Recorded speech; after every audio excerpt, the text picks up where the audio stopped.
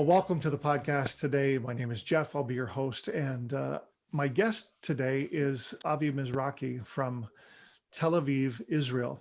And Avi is the founder of the Dugit Outreach Ministry there in Tel Aviv and a wonderful congregation, Adonai Roy. And I just appreciate always talking to Avi. He has such a great heart for people and a wonderful, wonderful passion for the gospel. And so, Avi, I want to welcome you today. It's great to have you back on the podcast. You're welcome. Thank you. It's my honor. So, Avi, what we want to do today is talk a little bit about what's happening in Israel right now. And I think that it's important for our listeners to get another perspective other than what they're seeing in the media, what they're reading on social media, and some of those kinds of things. And so, just kind of give us a sense of what you are experiencing from day to day in Tel Aviv right now. Well, even now as you're interviewing me, I am always with my TV on with alert and also my phone, so that in case there is rockets shots from Gaza towards Tel Aviv, then we have the app in our smartphones that the sirens goes off, and I have 1 minute and a half to run to my bomb shelter. I have a bomb shelter here in my house, so every home has a bomb shelter. Mm-hmm. And we've had this for the last 8-9 days. Thank God last night was the first night that they didn't shoot any rockets towards Tel Aviv, so I was able to sleep at night without waking up 2 or 3 o'clock in the morning with the siren on and running to the bomb shelter. So this is the life that we've had for the last 8-9 days. Let me just explain that according to the statistics, we've had almost 4,000 rockets shot from Gaza into Israel. And of course, mostly fell around the south of Israel. When I mean the south, I'm talking many cities like Ashkelon, Ashdod, Beersheba, Shderot, Ofakim, and many kibbutzim around the Gaza Strip. So, but they have also those long-range rockets, and every once in a while they shoot those rockets towards Tel Aviv. And it's not just Tel Aviv, it's the whole, we call it Gush Dan. It's the Sharon Valley. You have Petach Tikva, Ra'anana, Kfar Saba, Herzliya, Ramat Gan, all these cities around Tel Aviv where, more than 1 million people live there. So it's not easy, especially if you have little children, and if you have in the middle of the night, you have a siren, you have to collect your children and run with them to the bomb shelter. And we have had people killed. But today I think we have about 12 people killed and many wounded. We thank God we could have had much more, but thank God we have the sirens, so we're able to run to the bomb shelters. And also we thank God the Lord is miracles every day. Honestly, every day we hear on the news of miracles that happened, that if I stayed here for another minute, I would have been dead. It fell in my bedroom, things like that. Every day miracles are happening, and we have Iron Dome, of course, that is hitting 90% of those rockets. So it's sort of very stressful. It hasn't been easy. But we keep trusting the Lord, keep praying, mm-hmm. and the Lord is good. That's all I can say. That's true. The Lord is good, and we are so grateful for your safety and for the safety of so many of our friends there in the land, and we continue to pray that that will be the case. Now, the world is hearing a little bit of a slanted side of this conflict. I want you to sort of in your words and from your perspective, just talk a little bit about how this recent salvo got started, and what's the feeling kind of on the ground there with regard to how this all occurred? It's good maybe to give some background. It was the end of Ramadan, and the Muslims from all over the country you know, we have about 2 million Arabs, Israeli Arabs they have Israeli citizenship, passport, Israeli Arabs. Most of them are Muslims. I would say about 150 or so thousand, they are Christian, nominal Christian, historical churches. Well, most of them, they are not fanatic, but within them there's small groups of fanatic jihadists, I call them. And they came to the Temple Mount to pray. That's fine, no problem with that. Now we are also celebrating Shavuot, the Pentecost. So you have the Jewish people praying at the Wailing Wall, and on top of it, you have the Temple Mount where thousands of Muslims are praying for Ramadan. Well, after the prayers, there was again those jihadists, I call them, these Muslim fanatics who start killing the Jews, killing the Jews, and Jerusalem is ours, it's not, and really start becoming violent, and they start taking rocks from the Temple Mount, throwing towards the Jews who were praying the Wailing Wall. So they had to evacuate the Jewish people praying in the Temple Mount, and that's why the police had to go in the Temple Mount and stop the violence. And then they start calling for jihad. They're saying the Israeli army, the Israeli police is taking over the mosque, and we have to fight them because blah, blah, blah, blah. And it just shows you how the violence, the small events rolled and became bigger and bigger like a big monster. And that's where Hamas said, that's an opportunity for us. And they start shooting rockets first towards Jerusalem. One of the first rockets was towards Jerusalem, and then towards cities around Gaza, like, Sderot, Ashkelon, Ashdod, Beersheba. And then the Israeli Air Force went there and bombed all these terrorists and their launchers. Well, they didn't stop because they estimate more than 10,000 rockets, the Hamas. So they said, and also the Islamic Jihad. We have two groups in Gaza. We have the Hamas and Islamic Jihad that are terrorist groups that want one thing. They want to eliminate Israel, and they want to kill all the Jews and take over Palestine, because as far as they're concerned, they never accept the existence of the state of Israel. So they start continuing shooting at us, and we had to go with the Air Force. But again, let me clarify. We are praying for the salvation of the 2 million Palestinians who live there in Gaza. To me, I feel like they're hostages. It's like they've been kept like in jail under the control of these thousands of Hamas and Islamic Brotherhood as captives, because those terrorists, they don't care. They shoot, they have their launchers they do it from schools and kindergarten, and they know when the Israeli Air Force will come and try to bomb them, they will kill few people, and they don't care. For them, it's good propaganda.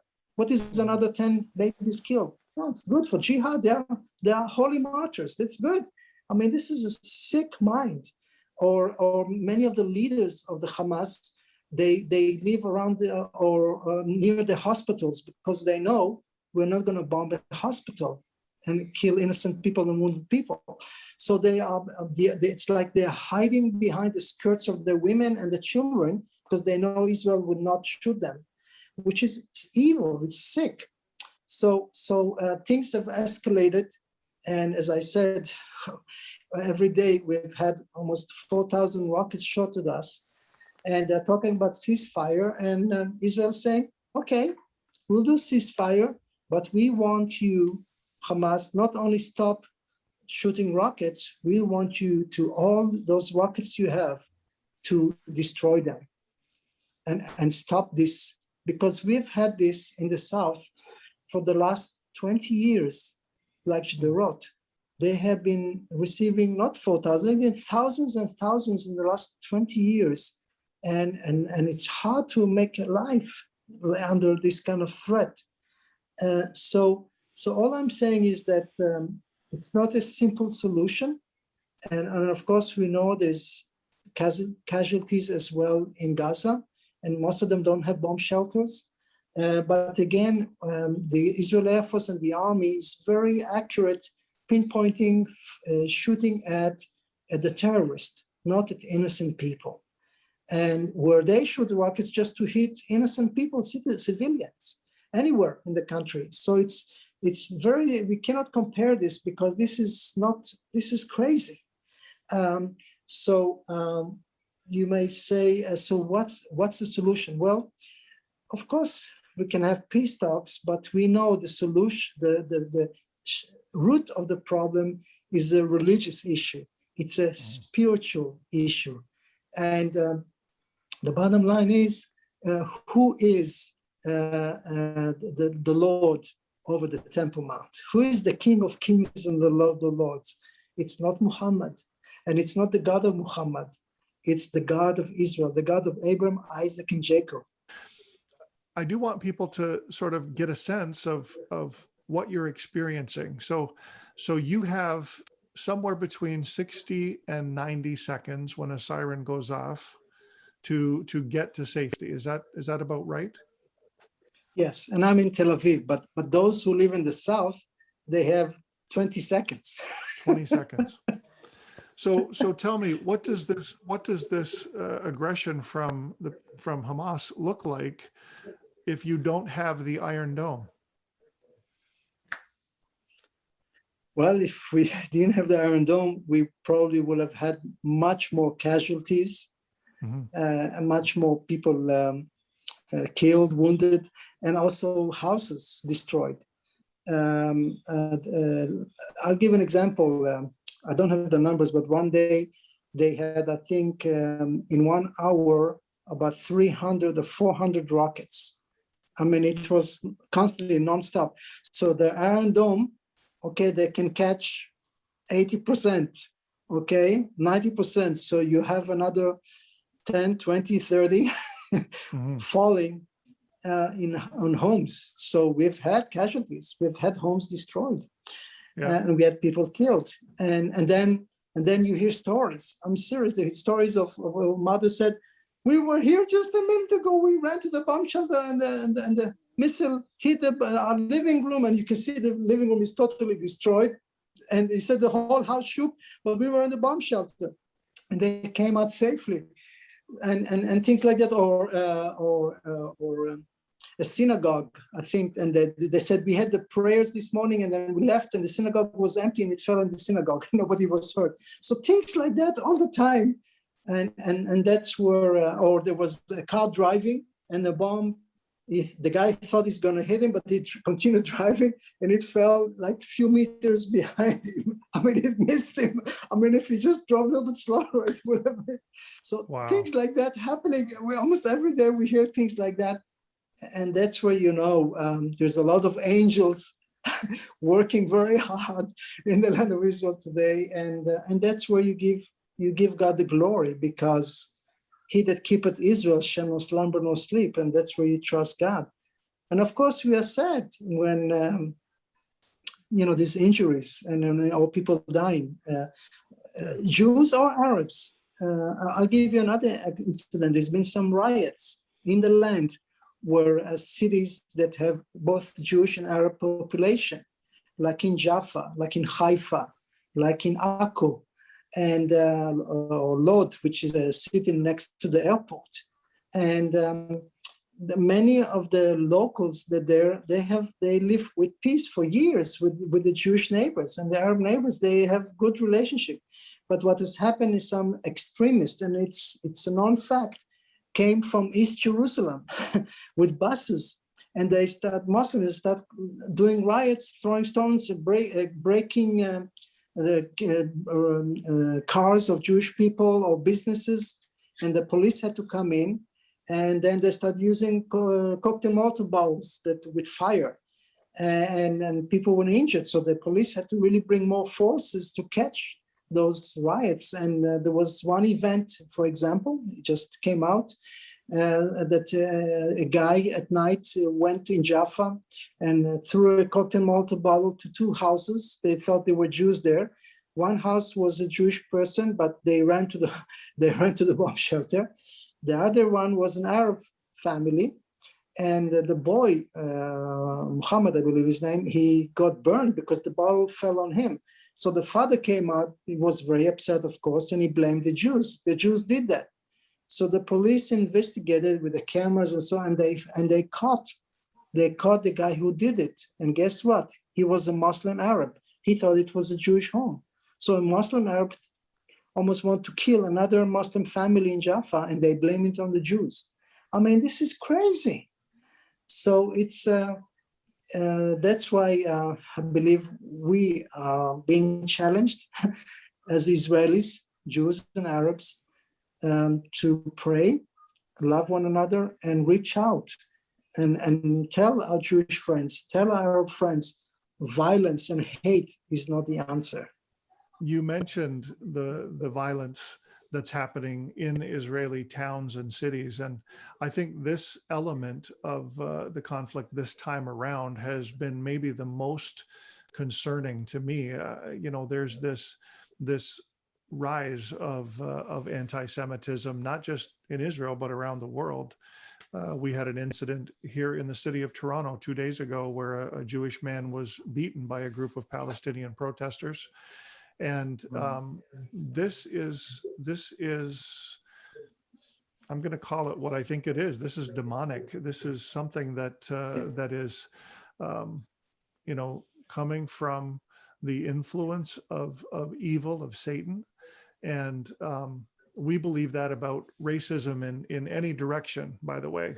I don't believe it's only demonic when it's anti-Semitism, although I do believe that is something that's kind of almost on a, another level. I don't want to say that to diminish any other racism, but because of what history has shown us, we have seen this on a level that is just far-reaching. But I also don't agree with right-wing ultra-Orthodox Jewish people or secular Jewish people who spew hatred towards Arabs and that kind of thing.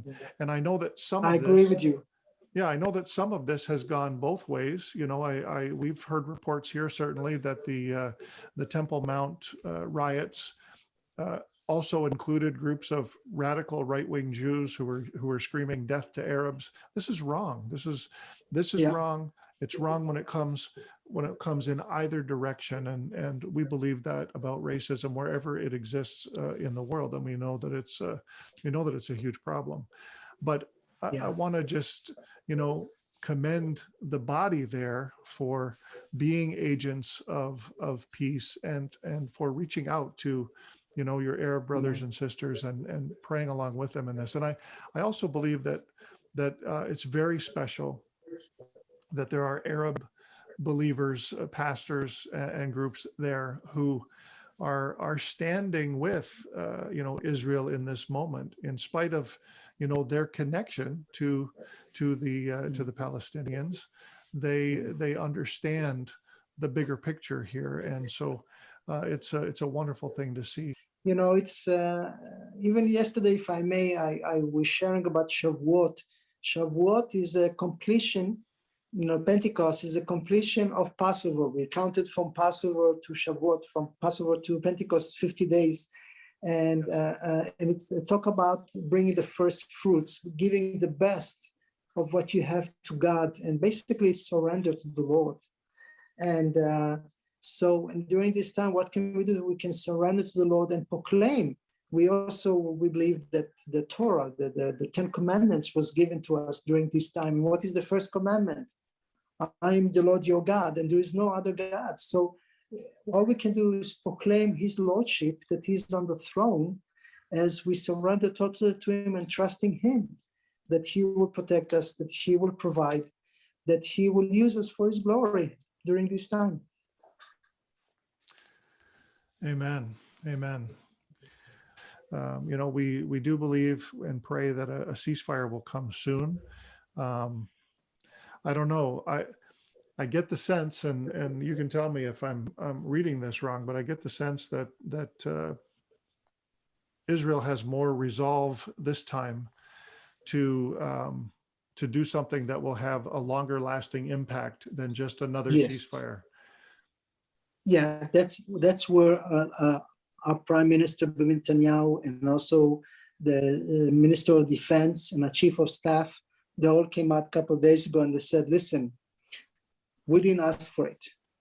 They have attacked us, and they need to know we're gonna make them accountable for this, and we will destroy all the launchers and the factories and the rockets. They need to know that they're gonna regret this. And we want now to have, for many years, we want peace, we want quiet. Because 7 years ago, we were in war. 50 days, we were in war. 7 years ago, Tzuk Eitan, we were in war with Gaza and we went in. And now we are back. And it's even worse. They have more rockets. Where do they get all these rockets? And all this, and the tunnels that they have, we call it the metro. They have the tunnels there under the whole, they have a whole city under the people, it's where only the Hamas terrorists go there. The people don't go there. They don't care for their people. So we realized that we have to hit them hard and hit those tunnels and hit those rockets and those factories and those launchers. And we have killed a lot of their leaders. A lot of their leaders were killed. So they're mad because we hit them very hard. And everybody, the people, they were interviewing different people. They said, yes, we support the government. We want to get them once and for all. And we want peace. We want quiet. Enough is enough. People are fed up. So the government is having a total support of the people. But eventually, hopefully, they will come to a ceasefire because President Biden is putting pressure and others are putting pressure. They've been calling Bibi Netanyahu. So eventually, in the next few days, we'll have ceasefire, and we want ceasefire. We don't want war, but they are hitting them hard. They have to know that jihad and violence is not the answer. Yeah. These world leaders, are they calling the head of Hamas? Are they calling the head of, the Palestinian groups to put pressure on them to stop? No. Are they afraid of them? I don't get it. I don't get why. Well, the only one that is helping to negotiate is the president of Egypt, Sisi. The guy Sisi, he's trying to talk to Hamas, but I don't think they even respond to him. He's trying to talk to them to ceasefire. And and of course they put all kinds of conditions that are crazy, like we want Jerusalem, blah blah blah, and all kinds of things that nobody's going to accept that. So it's like they say they want ceasefire, but they don't. So hopefully they will come to some agreement in the next few days, and there will be ceasefire. But meanwhile, we have rockets falling and we have people killed, and I know there's also innocent Palestinians who get killed. But again, we're going after the terrorists. We have killed 100. They said this morning 160 terrorists, and many of them are leaders that we got. So we hit them hard. So hopefully it will give us a few years of quiet and peace. Hopefully. Yeah. It's so complicated and yet simple at the same time. I think, I feel for Palestinians who are trapped in Gaza and in the West Bank as well, who, because of the terrorism that has come out of those places, controlling them. Yeah. It's really, really, really, really bad. Well, Avi, it's been great to share with you and catch up and to have you on the podcast today. Thanks for your partnership, for your friendship. We love you guys. I really do hope and pray that this gives folks some perspective on what's happening. Amen.